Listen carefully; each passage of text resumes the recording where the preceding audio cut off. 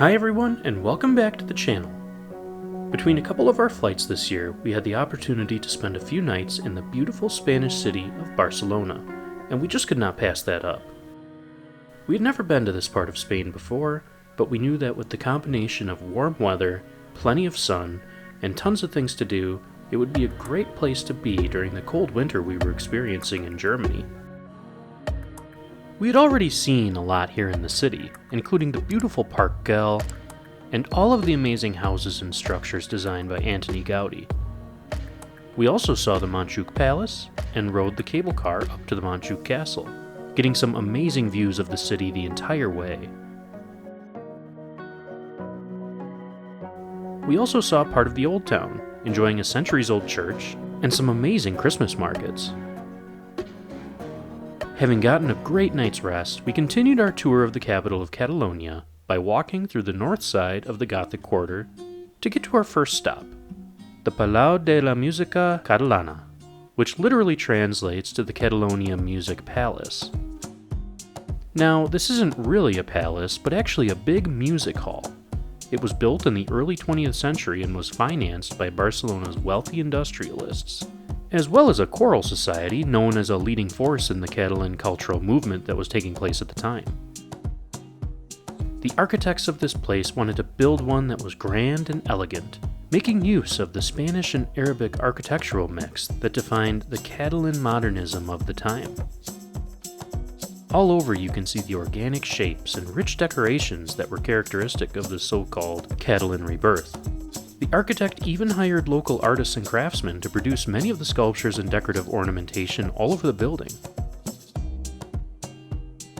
Given its place in Catalan history, and what the building has meant for the movement, it's no wonder that it is currently a UNESCO World Heritage Site.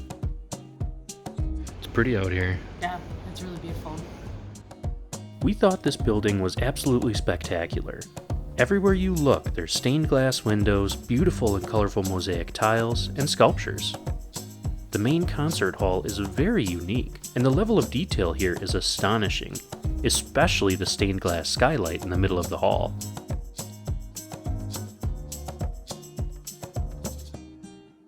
When we visited, a musician was practicing on the huge pipe organ that sits here, which gave the place an even more regal feel. Playing your theme song, Catherine. Oh, it's getting louder.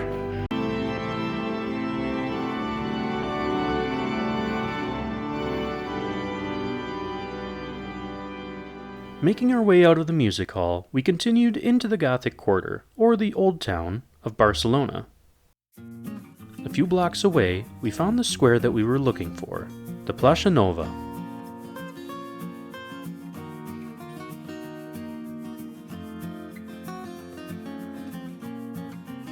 On this square is the Barcelona Cathedral.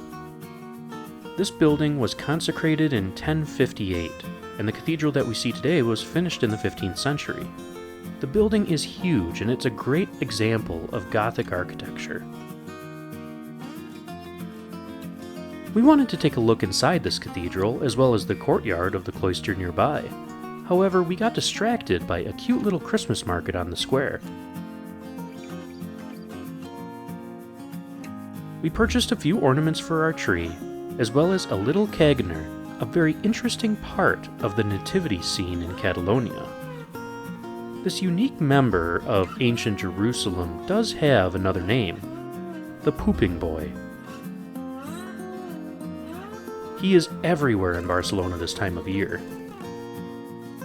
After this mildly inappropriate distraction, we made our way into the church, noting the beautiful stonework inside. Unlike some other Gothic cathedrals, you can really see the age of the Barcelona Cathedral.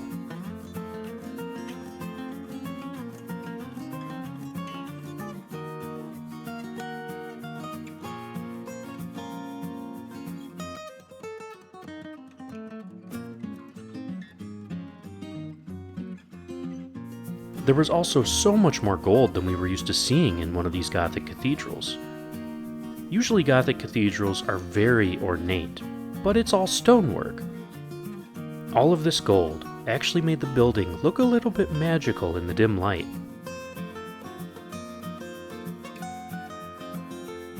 After walking around inside the cathedral, we made our way out into the courtyard, where we found a large-scale version of the Nativity Scene.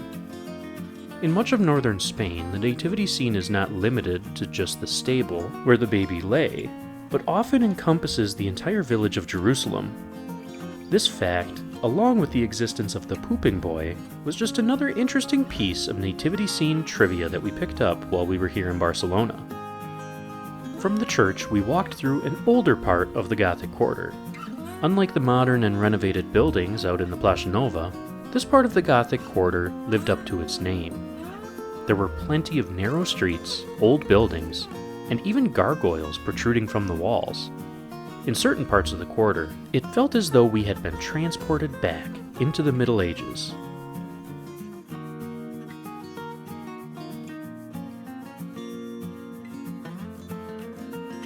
As we continued walking, we were getting a bit hungry. If you know anything about us, you know that we love tapas. So we made a beeline towards a highly rated tapas restaurant, Taperia Princesa, and had a bite to eat.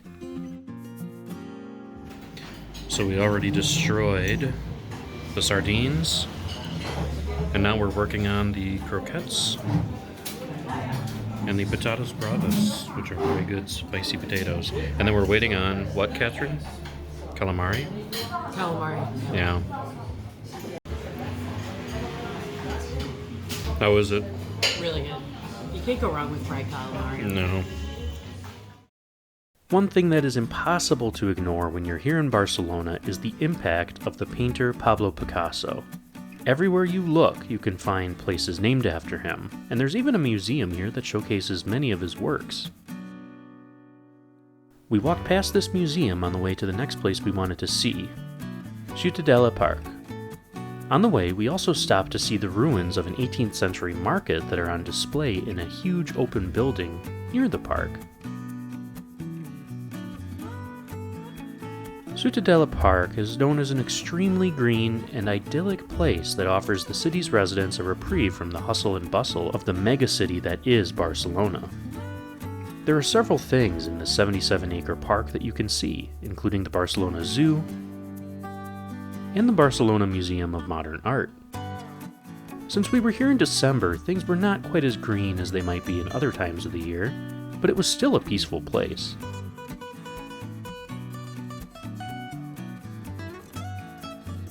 The peacefulness of this park right now is a bit ironic given its place in history. The entire area encompassed by this park used to be part of the Barcelona Citadel, an enormous defensive structure built in the 18th century to protect the city. Thousands of Barcelona's citizens were actually displaced and made homeless by this building project, which is why it comes at no surprise that eventually the Citadel was dismantled and turned into a park in 1872. Now there are only a few pieces of the old citadel that still remain. They were turned into the military church and the Catalonian Parliament building, as well as a school that still reside on the park grounds. The rest of this green space is here for the citizens of Barcelona to enjoy.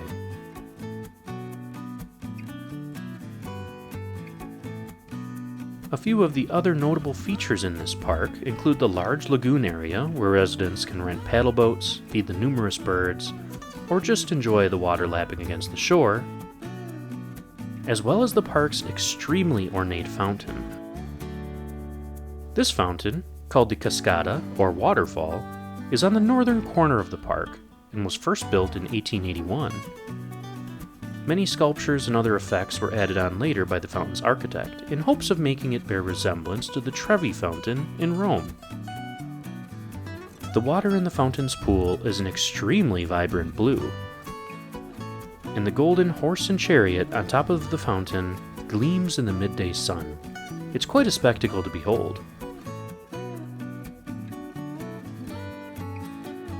Just outside of the park is the entrance to a large promenade that leads to Barcelona's Arc de Triomphe, which was built as the main entrance to the Universal Exhibition, which was hosted by the city in 1888.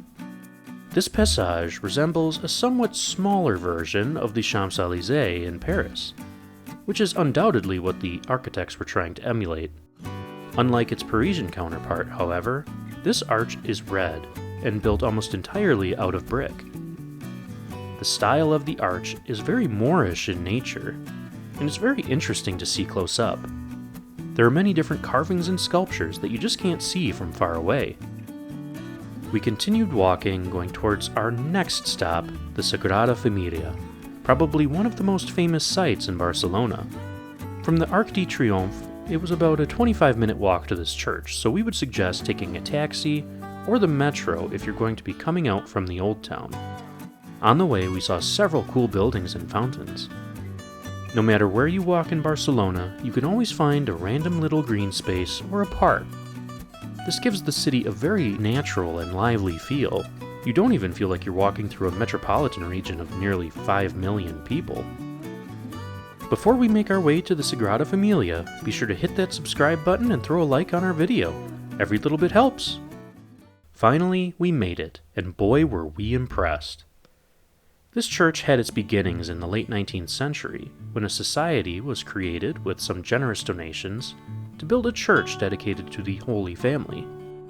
The plot of land was purchased in 1881, and the first stone was laid in 1882. At the time, Antoni Gaudi was merely an architect working on the project, but after a large donation allowed him and the other architects to expand the plans for the church, he took a leading role in the design.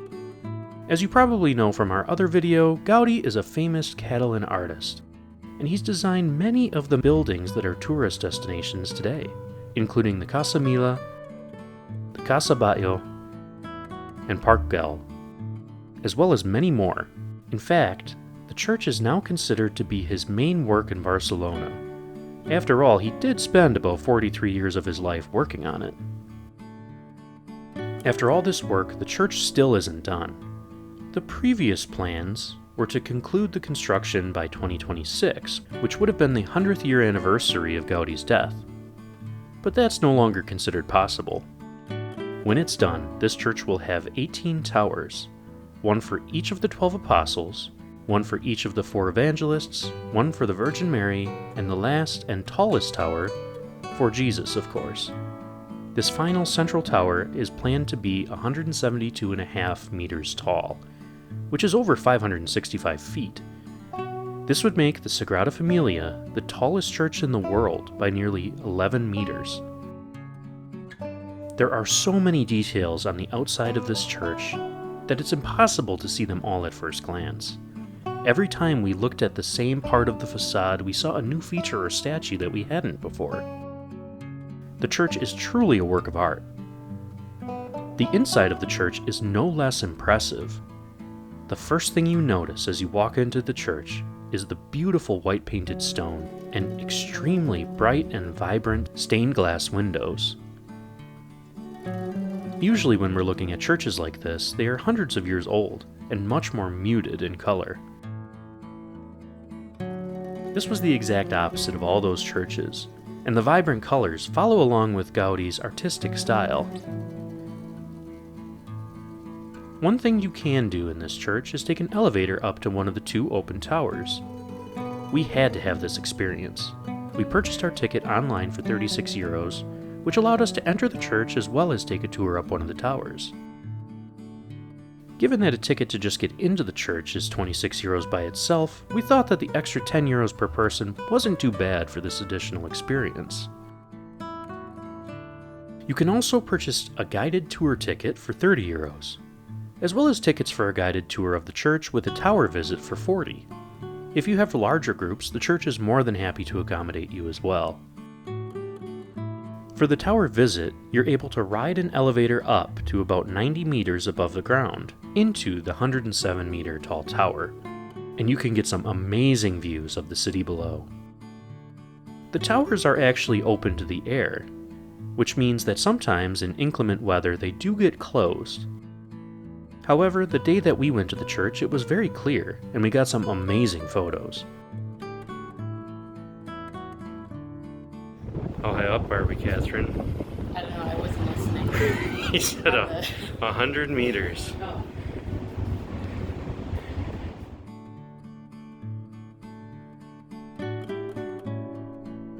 We also got some pretty amazing views of more of the details on the roof of the church that we were not able to see from the ground.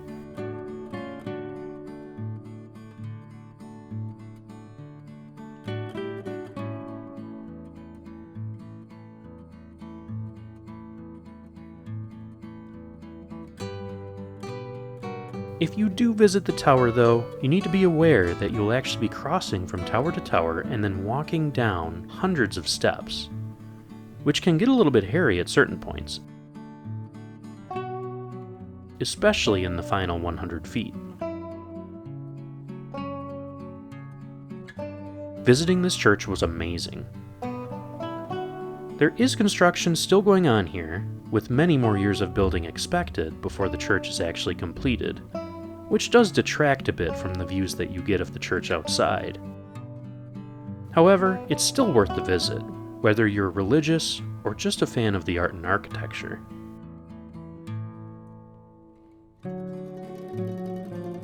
Our time in Barcelona was nearing the end, and we had to catch an early flight in the morning back to the US, so we didn't want to do too much to pack in our schedule that night. However, before we left Spain, we knew we had to indulge in one of our favorite Spanish dishes, paella.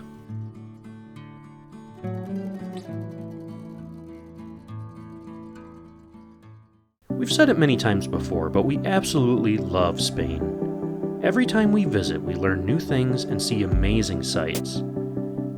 During the cold winter months, Barcelona was the perfect place to go for some mild weather and amazing views.